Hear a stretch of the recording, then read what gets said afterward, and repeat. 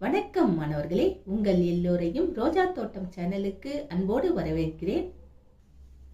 மாணவர்களே, இன்று நாம் 3ஆம் வகுப்பு அறிவியல் பாடம் பாதுகாப்பாக இரு பாடத்தில் தரப்பட்டுள்ள புத்தக பயிற்சிகளுக்கான விடைகளை படிக்கலாமா? ஒவ்வொரு பாடமுமே பெருசா போகுது. அப்படி இருக்கும்போது அதை ஒரே வீடியோல பெருசா வைக்க முடியல. அப்படி வச்சா அதை பார்க்கறதுக்கு உங்களுக்கும் சிரமமா இருக்கும். அதனால பகுதி 1, பகுதி 2, பகுதி 3ன்னு பிரிச்சு வைக்கிறேன். நீங்க பிளேலிஸ்ட்ல போனீங்கன்னா உங்களுக்கு எல்லா வீடியோவுமே கிடைக்கும். ஒவ்வொரு வீடியோலையுமே பிளேலிஸ்டோட லிங்கை நான் டிஸ்கிரிப்ஷன்ல அட்டாச் பண்றேன். அதுல போய் பார்த்து நீங்க எடுத்துக்கோங்க. இப்போ 95வது பக்கத்துக்கு வாங்க. பாதுகாப்பாக இரு.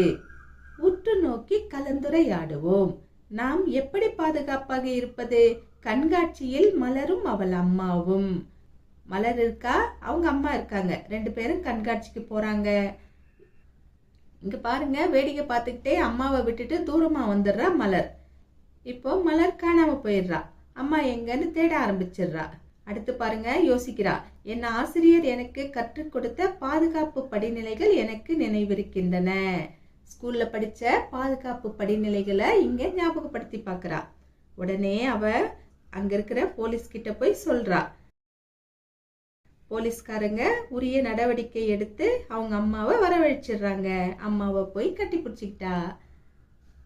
ரொம்ப புத்திசாலி பொண்ணு இல்லையா? இப்ப வாங்க செயல்பாட்டு நேரத்துல பாருங்க. பாதுகாப்பு படிநிலைகள். இவ பாதுகாப்பு படிநிலைகளை பயன்படுத்தி தான் அம்மா கூட சேர்ந்தா இல்லையா? பாதுகாப்பு படிநிலைகள்னா என்னங்கிறது தான் இங்க கொடுத்துருக்காங்க. அதை பார்க்கலாமா? இங்கே தொடங்கு கொடுத்துருக்காங்களா? அழுது கொண்டே அங்கும் இங்கும் ஓடாதீர்கள், ஒரே இடத்தில் நில்லுங்கள். காணாம போயிட்டீங்கன்னா அங்கேயும் இங்கேயும் ஓடக்கூடாது, ஒரே இடத்துல நிக்கணும். காவல்துறை அதிகாரி அருகில் இருக்கிறாரா என பாருங்கள். போலீஸ்காரங்க யாருன்னா பக்கத்துல இருக்காங்களான்னு பார்க்கணும். இருக்கிறாங்கன்னா, அதாவது ஆமெனில் அவங்க கிட்ட போயிட்டு சொல்லணும். பெற்றோர் இல்லைன்னா பாதுகாவலரின் அலைபேசி எண்ணை நினைவுபடுத்தி பாருங்கள். அவங்க கிட்ட போயிட்டு போன் நம்பர் ஞாபகம் இருந்தா சொல்ல பார்க்கணும். அப்படி போலீஸ்காரங்க இல்ல அப்படின்னா, இல்லை எனில் உங்களின் அருகே உள்ள மூத்தோரை அணுகுங்கள். வயசுல பெரியவங்களா இருக்கிறவங்க கிட்ட போயிட்டு உங்க நிலைமைய சொல்லுங்க. ஆமெனில் உங்களுடைய பெற்றோரை அழைக்குமாறு அந்த மூத்தோரிடம் கேளுங்கள். அவர்கள் அழைப்பை ஏற்றால் பெற்றோரிடம் நீங்கள் எங்கே இருக்கிறீர்கள் என்று சொல்லுங்கள். இல்லை எனில் 1098 இல்லைன்னா 14417 என்ற உதவி எண்ணிற்கு அழைக்குமாறு அவர்களிடம் கேளுங்கள். இந்த மாதிரி தான் ஒரு இடத்துல நாம காணாம போயிட்டா நடந்துக்கணும். அதை விட்டுட்டு அங்கேயும் இங்கேயும் ஓடிக்கிட்டு அழுதுகிட்டு ஆர்ப்பாட்டம் பண்ணிட்டு இருக்கக்கூடாது. சரிங்களா? இததான் இங்க மலர் பண்ணினா. ஓகேவா? அதுக்கப்புறமா அடுத்த பக்கம் வாங்க. நாம் கவனமாக இருக்க வேண்டிய இடங்கள். எங்கெங்கெல்லாம் கவனமா இருக்கணும்? கூட்டம் எங்கெங்கெல்லாம் அதிகமா இருக்கோ அங்கெல்லாம் கவனமா இருக்கணும். இங்க என்ன கொடுத்துருக்காங்க? கடற்கரை, ரயில் நிலையம். அதுக்கப்புறம் ஒரு பயிற்சி கொடுத்துருக்காங்க பாருங்க. வேறு சில இடங்களின் பெயர்களை குறிப்பிடுக. பேருந்து நிலையம் அவங்களே கொடுத்துட்டாங்க. அது இல்லாம வேற எந்தெந்த இடத்துல எல்லாம் கவனமா இருக்கணும்? கூட்டம் எங்கெல்லாம் இருக்குதோ அங்கெல்லாம் எழுதலாம். பொருட்காட்சி எழுதலாம், கண்காட்சி எழுதலாம், திரையரங்குகள் எழுதலாம், தேர் திருவிழா நடைபெறும் இடங்கள் எல்லாம் எழுதலாம். சரிங்களா? அதுக்கப்புறமா என்ன கேட்டிருக்காங்க? மக்கள் நடமாட்டம் குறைவாக உள்ள இடங்களுக்கு செல்வது பாதுகாப்பானதா? அதாவது தனிமையான இடங்களுக்கு செல்வது பாதுகாப்பானதா? இதுவும் பாதுகாப்பானது இல்லை. மக்கள் குறைவா இருக்காங்க, அமைதியா இருக்கும், யாரோ ஒருத்தர் 2 பேர் தான் இருக்காங்கன்னு வச்சுக்கோங்க. அவங்களால நமக்கு ஏதாவது ஆபத்து நடக்கலாம் இல்லையா? அதனால அதுவும் நமக்கு ஆபத்து தான். அடுத்து பாருங்க, செய்து கற்போம் கொடுத்துருக்காங்க. உங்கள் வீட்டு முகவரி, பள்ளி முகவரி ஆகியவற்றை எழுதுக. வீட்டு முகவரி ஒரு உதாரணத்துக்கு இந்த அட்டவணையை நான் ஃபில் பண்ணி கொடுக்குறேன். ஆனா நீங்க என்ன பண்ணணும்னா உங்க வீட்டு முகவரியை இங்க நீங்க குறிப்பிடணும். சரிங்களா? மாணவரின் பெயர் கலா, பெற்றோர் அல்லது பாதுகாவலரின் பெயர். இங்க பெற்றோரின் பெயரையே நான் எழுதுறேன். அன்பரசன். கதவு எண் தெரு 20, கோவில் தெரு, கிராமம், நகரம். இந்த இடத்துல கிண்டின்னு போட்டுக்கிறேன். மாவட்டம் சென்னை.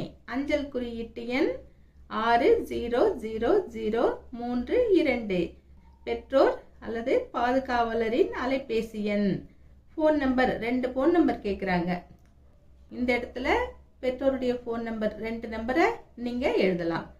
இது ஒரு உதாரணத்துக்கு கொடுக்கப்பட்ட முகவரி மாணவர்களே. இந்த இடத்துல நீங்க உங்கள் முகவரியை எழுத வேண்டும், உங்கள் ஃபோன் நம்பரை எழுதணும்.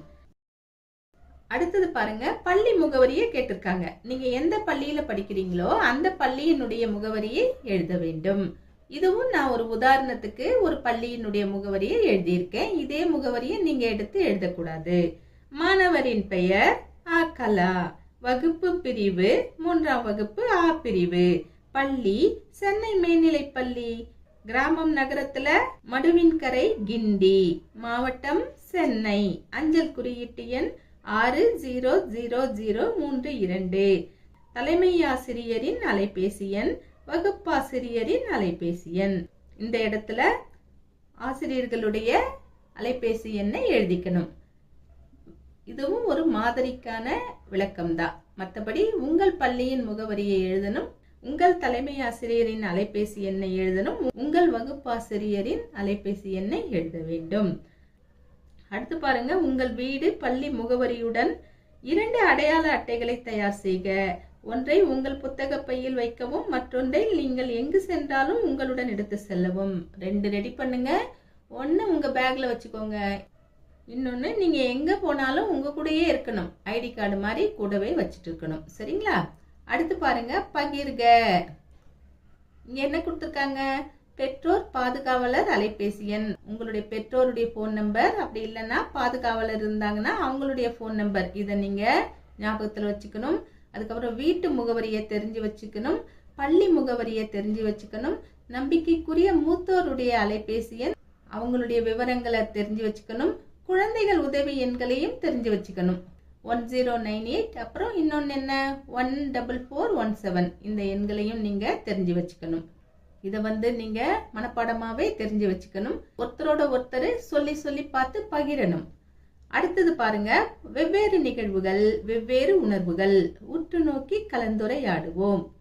கண்காட்சியில் காணாமல் போன போது மலர் எவ்வாறு உணர்ந்தாள்? மலர் எவ்வாறு உணர்ந்தாள்னா, பயமா உணர்ந்தாள், குழப்பமா உணர்ந்தாள் இல்லையா? பயம் குழப்பம் ரெண்டையும் எழுதலாம். உதவி கேட்ட பொழுது மலர் எவ்வாறு உணர்ந்தாள்? அவ போய் உதவி கேட்டா போலீஸ்காரன் கிட்ட இல்லையா? அப்ப எப்படி உணர்ந்திருப்பா? துணிவு வந்திருக்கும், அவளுக்கு துணிவா உணர்ந்திருப்பா. அடுத்தது, மலர் தன் தாயை கண்டுபிடித்த பொழுது எவ்வாறு உணர்ந்தாள்? எப்படி உணர்ந்திருப்பா? மகிழ்ச்சியா உணர்ந்திருப்பா. மகிழ்ச்சி எழுதிக்கலாம். சில உணர்வுகள் தந்திருக்காங்க, எமோஜி கொடுத்திருக்காங்க. ஒவ்வொன்றும் எப்படி இருக்கும்னு பாத்துக்கோங்க. துணிவு, மகிழ்ச்சி, சோகம், பயம், கோபம், குற்ற உணர்ச்சி, குழப்பம், வெட்கம், வியப்பு, இதெல்லாம் கொடுத்திருக்காங்க பாருங்க. நாம் முகபாவனை மூலம் உணர்வை வெளிப்படுத்த முடியும். நாம் ஒரே நேரத்தில் பல உணர்வுகளை கொண்டிருப்போம். அடுத்தது 99வது பக்கத்துக்கு வாங்க. செய்து கற்போம் கொடுத்திருக்காங்க. மலர் எவ்வாறு உணர்கிறாள்? முகபாவனைகளை வரைக. இங்க பாருங்க, மலர் டிராயிங் ஒர்க் பண்ணிக்கிட்டு இருக்கா. அவங்க அப்பா ஏதோ ஸ்நாக்ஸ் செய்து கொண்டு அவளுக்கு சாப்பிட கொடுக்கிறாரு. இப்ப அவளுக்கு எப்படி இருக்கும்? மகிழ்ச்சியா இருக்கும், வியப்பா இருக்கும். அப்பா நமக்கு செய்துட்டு கொடுக்குறாங்களேங்கிற வியப்பு, அதே சமயம் ஹை ஸ்நாக்ஸ் வந்துருச்சு அப்படிங்கிற ஒரு சந்தோஷம், மகிழ்ச்சி. இந்த இடத்துல மகிழ்ச்சிக்குரிய முகபாவனைகளை வரையணும், வியப்புக்குரிய முகபாவனை அந்த எமோஜியை எடுத்து வரையணும். அடுத்து இந்த பக்கம் வாங்க. மலர் தான் வரைஞ்ச படத்தை ஆசிரியர்கிட்ட காமிக்கிறா, சந்தோஷமா காமிக்கிறா. ஆசிரியரும் பார்த்து சிரிக்கிறாங்க. இந்த இடத்துல எதை உணர்வா? மகிழ்ச்சிய உணர்வா, வியப்ப உணர்வா? சரிங்களா? அந்த எமோஜியை கொண்டு வரைஞ்சிடுங்க. அப்புறம் பாருங்க, கீழே வாங்க. அதே படத்தை தோழி ஒருத்தி வாங்கி கிழிச்சு போட்டுட்டா. பாவம், அழறா. தான் கஷ்டப்பட்டு வரைஞ்ச படத்தை இப்படி கிழிச்சா கஷ்டமா இருக்கும் இல்லையா? இந்த இடத்துல எதை வரையலாம்? சோகம். சோகம், குழப்பம். ஏன் இப்படி பண்ணிட்டா இவ அப்படிங்கிற குழப்பமும் இருக்கும். அதனால இந்த இடத்துல சோகம் எமோஜியை வரையலாம், குழப்பம் எமோஜியை வரையலாம். கடைசியா பாருங்க, மலர் ரோட்ல போய்கிட்டு இருக்கா. ஒரு புதியவர் அவளை பாக்குறாரு. இந்த நேரத்துல அவ எப்படி உணர்வா? குழப்பமா உணர்வா, அதே சமயம் பயமாவும் இருக்கும் இல்லையா? இந்த எமோஜியை எடுத்து வரைஞ்சிருங்க. அடுத்து பாருங்க, சொல்லையும் முகபாவனையையும் பொறுத்துக. ஒரு பக்கத்துல எமோஜியா கொடுத்துட்டாங்க, ஒரு பக்கத்துல அதற்கான சொல் கொடுத்துருக்காங்க. ஆனா நேரா கொடுக்கல. கலந்து கலந்து பொருத்தம் இல்லாம கொடுத்துருக்காங்க. நாம தான் அதுக்கு நேரா பொருத்தணும். முதல்ல கொடுத்திருக்கிறது குழப்பம், குழப்பத்தோட பொருத்திக்கலாம். அடுத்து தந்திருக்கிறது பயம். மூன்றாவதா தந்திருக்கிறது துணிச்சல், அவங்களே பொருத்திருக்காங்க. நான்காவதாக கொடுக்கப்பட்டிருக்கும் எமோஜி வெட்கம். அடுத்தது ஐந்தாவதாக சிரிக்கிற இந்த எமோஜி மகிழ்ச்சி. ஆறாவதாக தந்திருக்கும் எமோஜி சோகம். கடைசியா கொடுத்திருக்கிறது குற்ற உணர்ச்சி. பொறுத்திடுங்க மாணவர்களே. இன்று நாம் பாதுகாப்பாக இரு பாடத்தில் தரப்பட்ட புத்தக பயிற்சிகளுக்கான விடைகளை பார்த்தோம். இந்த பாடத்திற்கான தொடர்ச்சியை நாம் அடுத்த காணொளியில் காணலாம். அதுவரைக்கும் டாடா பாய்.